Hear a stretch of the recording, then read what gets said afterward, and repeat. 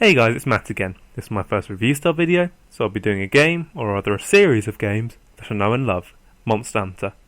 It's hard to describe what type of game the Monster Hunter series is.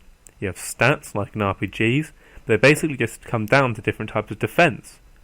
And you don't technically level up either. It's probably sensible to say that they're action games with some RPG elements.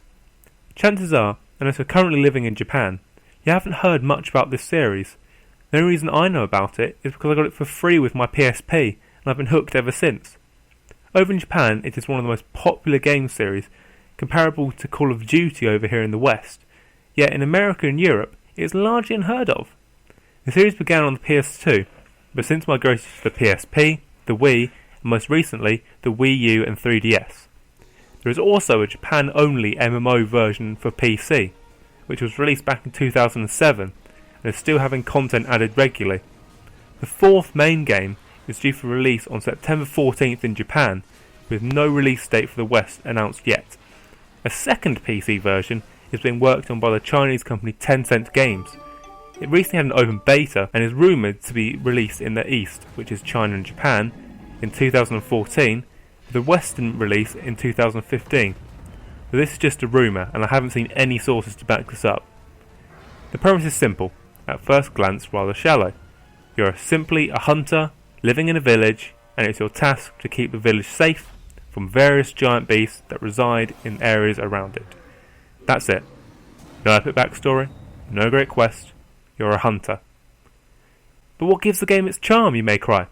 Well, there are plenty of reasons, but I'll start with one that leaps out right from the beginning. Most of these monsters are fucking huge. We're talking about dragons that make your house look like a plaything. Now that's not to say you're not well equipped for the task. As of the most recent game, which is Monster Hunter 3 Ultimate for Wii U and 3DS, you have the choice of greatsword, longsword, shield and sword, dual swords, hammer, hunting horn, lance, gun lance, switch axe, light bowgun, heavy bowgun and bow. That means there's a total of 12 different types and over 1,000 different weapons to aid you in smashing of oversized lizard skulls. Perhaps you enjoy the knocking out effects of a giant, and I mean giant, hammer, or the pure speed of dual swords. Perhaps you prefer to be the more traditional hunter and hunt with the bow. Maybe you prefer a bowgun, which boasts plenty of different elemental and explosive ammo types. The point is, there's a lot of variety in the weapons, with each weapon having different damage and unique elements. Now, the local Hunters Guild is kind enough to post up their request for bloodshed on a handy board, and this is where the fun begins.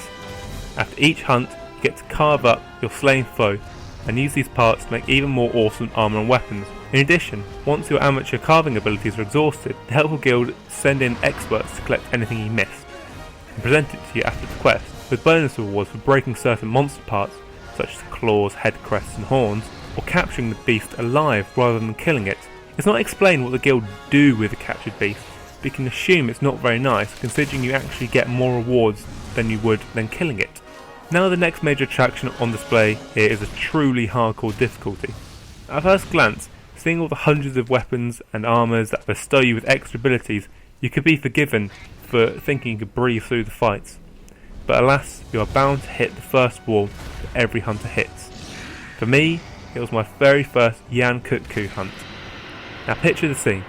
Up until now, you've been doing easy tutorial tasks, such as collecting herbs and slaying minor raptor-like beasts. The kindly village elder decides you're finally ready for your first real wyvern hunt. Finally you can demonstrate your epic manliness with a good old-fashioned man versus beast encounter. You stroll into the jungle, trusty sword and shield in hand, and potions at the ready, should things turn nasty, and come across the mighty beast. What's this? The thing resembles a giant, pink, scaled chicken lizard hybrid. You chuckle to yourself. What the hell could this oversized rooster possibly do? That's when the beast launches itself at you in a frenzy, spitting fucking fireballs as it stumbles drunkenly towards you. Bam, you're flat on your ass and a good third of your health meter has disappeared. That's when you realise Monster Hunter is serious business. Each monster, of which there are a large variety, with different colour variations and subspecies, they all behave in their own way, with their own weak spots and own fighting style that you must overcome to kill it. Each time you face a new foe, you must study it to determine its attack patterns and chances for you to find an opening, not to mention the fact that different weapons have their own strategy for each monster. During this process, you will most likely die several times. This can be off-putting for new players. Once you get over the initial hump, begin making every beast your bitch, flaunting armour made of their dead babies and your hooks. The one final killer feature of the game that seals it as one of my personal favourites is the co-op. Imagine everything you've heard so far, but with 4 hunters, using different weapons and working together to bring down some of the baddest beasts in gaming history. I don't think any more even needs to be said. It's damn fun.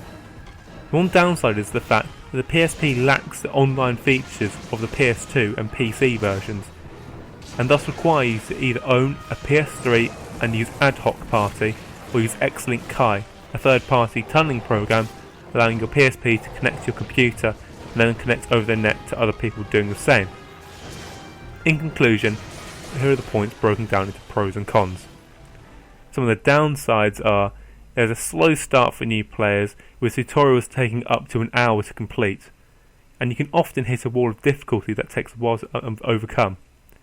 There's no online play for PS3 versions, and it's never really been the most graphically amazing game. Here are the pros. There's extreme replay value, there's excellent co-op, there's varied weapons and enemies, with armor skills adding even more customization. It's the manliest game you will ever play. It's incredibly skill-reliant gameplay and very rewarding at the end. It encourages players to think for themselves and consider different strategies for each monster. And that, my friends, is why the Monster Hunter series deserves the popularity in the West that it enjoys in Japan. Hope you enjoyed the review, and remember to leave comments, rate and subscribe. It really helps me out, so yeah. Thanks for listening, guys, and I'll see you all next time. Bye!